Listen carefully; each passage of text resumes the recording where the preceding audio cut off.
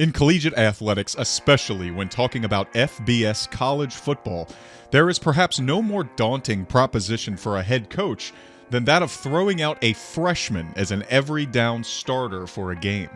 These coaches spend hours upon hours every day trying to find ways to put their team in the best position to win games on Saturdays, and it's typically not a great idea for a fresh-faced 18 or 19-year-old freshman to have such a key role, especially when that freshman isn't very good.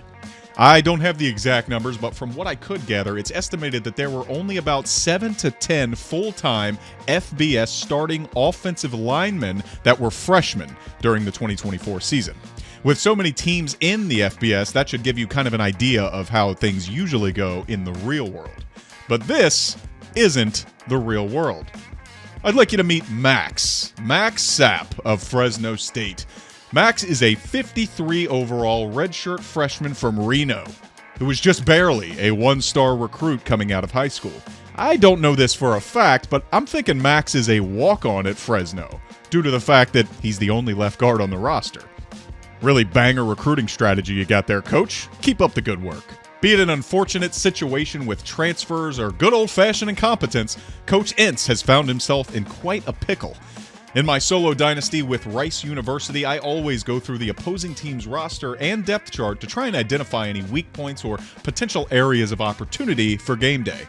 This week, ahead of our matchup with Fresno State, I ran through the depth chart, and that's when I found it. 53 overall left guard, Max Sap, the third lowest rated player on the entire team, sitting not so comfortably as the starting right guard. When I found this black hole of talent and experience on their line, I figured it'd be a great opportunity for a small case study to see just how much of a detriment he is to the Fresno State offense.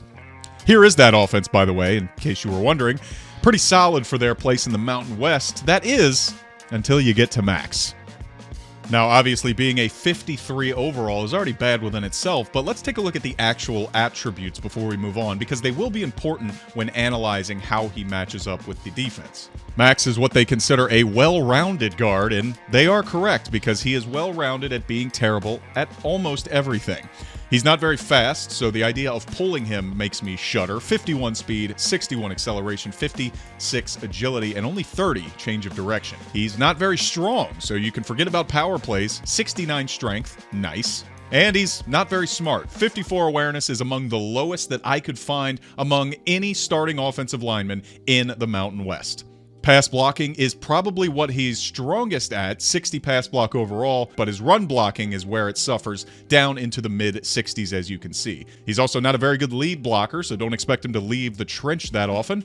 His impact block rating is actually pretty good and comparable to some second and third string defensive tackles within his conference. I think it's important to have the full context on display here, so in addition to Max's ratings, I also want to take a brief look at the people he's going to be matching up with throughout the game. Starting first is Captain Matthew Aribasala. He is a senior, and he is one of the best players on the team, as you can see, an All-American for Conference USA. Alongside him is Dylan Botts. He is a smaller, more closer to an edge or a 4-3 defensive tackle, but he's still got some juice, 71 overall. He is also a senior. Here at Rice, we like to mix up the looks that we're giving the opposition, so a lot of the times, the linebackers in the middle will be lined up over Max Sap's position. We'll start here with Joe Chavez, again, preseason All-American in Conference USA. And then the crown jewel of the defense, our star Mike linebacker, DJ Arkansas. He is a junior, and he was, as you can see, a Conference All-American as well. He is one of our best players, I think the second highest rated on the team. Today, we're going to examine about 95% of the plays Max was involved in during our matchup. The plays I excluded were small ones where he wouldn't have had much of an impact either way, like quick RPOs, wide receiver screens, stuff like that. But most are here, and we have a good, diverse set of examples to take a look. So let's do that. As a quick disclaimer, this game was played within Dynasty on Heisman difficulty using the most up-to-date custom slider set that we are testing that IJ posted yesterday in the game testing thread. So for our first play here, you can see that Aribasala, our star defensive tackle, is lined up right across from Max Sap, right next to our buddy Dylan Botts. We'll play the play in full speed here to get a good look at it, and you can already see Max is running into some problems. So it seems like he's running into a stunt with the center here. Both players decide to go after bots, which ends up chipping number 15, Aribasala, not actually blocking him. Just a cluster there on the right side. No communication, no awareness, and it frees up Aribasala for a TFL. Up next, a play out of the shotgun. We see the left guard is pulling here to take care of the edge in the zone read. But the tight end gets absolutely floored and pushed back into the running back. Max does his job. You can see he and the right tackle pushing the defensive tackle up the field, just as he's supposed to do, just didn't work out. Next here we see Max get completely lost. I'm going to blame the awareness on this one, but if you pay attention, he just backs up and then hides behind his center, apparently looking for this stunt roller who he completely misses.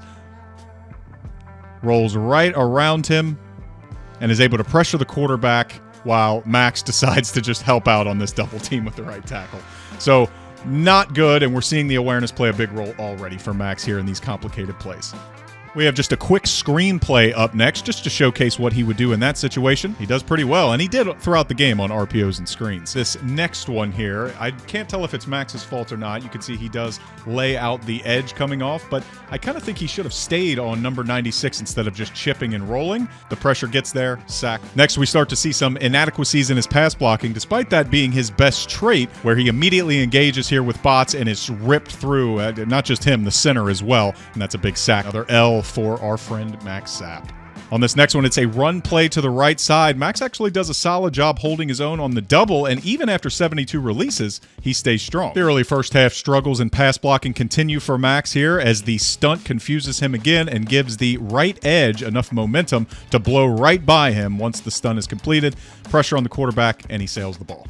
The next play is actually a QB draw that the quarterback takes out to the left side, but you can see Max holds his own against Dylan Botts this time. Back to the ground game now as we take a read to the right side. No pulls or anything like that. Running back just going wide. And Max really couldn't get any leverage, he or the right tackle, to really maneuver the body and block the way he wanted it to. Running back takes the sweep to the outside, and Max is just left to linger. I want you to pay attention to how quickly the other players disengage and immediately run towards the action. It takes Max a second, a beat or two, probably because of that awareness. Back to pass protection up next with 3 blitzers on the right side, including a safety. Gets a little wacky on the right side, as you can see. The slant is completed, but Max does take a moment to find somebody. It looks like he's really tracking down that safety. He ends up finding him and putting him down. That's a first. No fancy tricks or stunts on the next one. Straight 4-man rush. I'm not going to blame Max too much for this. He holds his own a little bit, but the whole pressure breaks down. Aribasala does get by him pretty quickly. Next up, some impressive pass protection from Max. You can see he initially engages with Aribasala, which is probably a dangerous move, but the center eventually comes over and helps him, and that's a first down. Now, I really like this next play. This is supposed to be an inside zone, but because of Max, I suspect's low strength, he is just pushed directly backwards, and it actually opens up a cutback lane to the right. He didn't get out there because of the speed of the defense, but still, from accident to purposeful, this is exactly what you want to see out of a powerful right guard. Max immediately welcomes the contact from Aribasala, the All-American, pushes him out to the right, and that's a huge gain. Great blocking.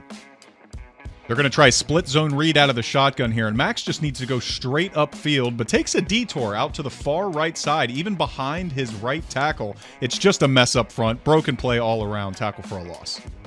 This is probably one of the worst plays you'll see in the entire montage, and I'm not sure that it was Max Sap's fault. You can see he was meant to pull to the left, but the left guard just decided he's going to pull directly into Max. They run into each other. There are too many blue jerseys unblocked, and it's a tackle for a loss.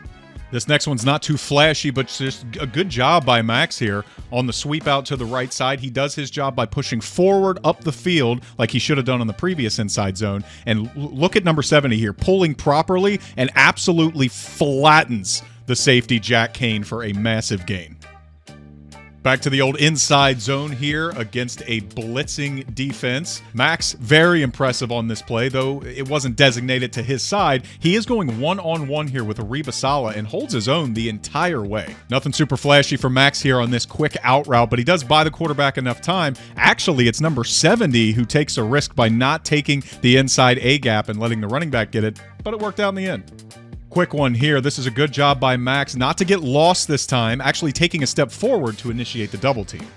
This dime blitz package, the complications are actually going to come on the left side with that stunt. They handle it well enough, as does Max. He's actually up against a backup DT here, and he makes it look pretty competitive. Enough time to throw. That ended up being a huge play. Another run away from Max's side. Definitely not his fault it collapses back here, but you can see he does a good job hitting and redirecting to find a new target. Fresno keeps it simple on the next one. A tale as old as time, an inside zone right between the center and right guard, and Max does phenomenally here. He is matched up one-on-one with an all-American defensive tackle, 296 pounds, and he just bullies him. Now, this is actually an RPO, but I wanted to get an idea of how well Max would pull, and he pulled great here. Obviously, the pass is completed, but you can see he pulls right into the gap and blocks that incoming edge rusher. Now, here's a split zone read option where Max actually does get a little bit lost here. The quarterback would make a hell of a play. You can see him get lost on the left side of the field. He initially starts on that double team, but after the quarterback passes him, I guess he got clipped there by my missed hit stick. Now, a picture-perfect way to handle a shotgun draw as a right guard. He welcomes the contact for Aribasala, turns him to the right, gives his running back some room to go. Max really turned it on in the late game. This one doesn't go for much, but look who he is blocking one-on-one here. That is DJ Arkansas, that all-American block-shedding linebacker, and Max handles his business. And this last play is what happens when you don't keep your running back into chip. But hey, it wasn't Max's fault. Good job, Max. Now, to be clear, this is not about my opinion on anything. I am very dumb and likely the least knowledgeable person about college football in our league. But I do love me some football in general and always want ratings to play a big role on player performance when we hit the gridiron. There were some interesting plays, both good and bad, for our hero in this one, but I'll leave it to you. Here's the game. Here's most of the plays Max was involved in and all of the context I could provide for you. How do you think he's stacked up? Would this case study change your mind in giving offensive linemen some earlier playing time than you otherwise would? Oh, and also Fresno beat me. Fuck.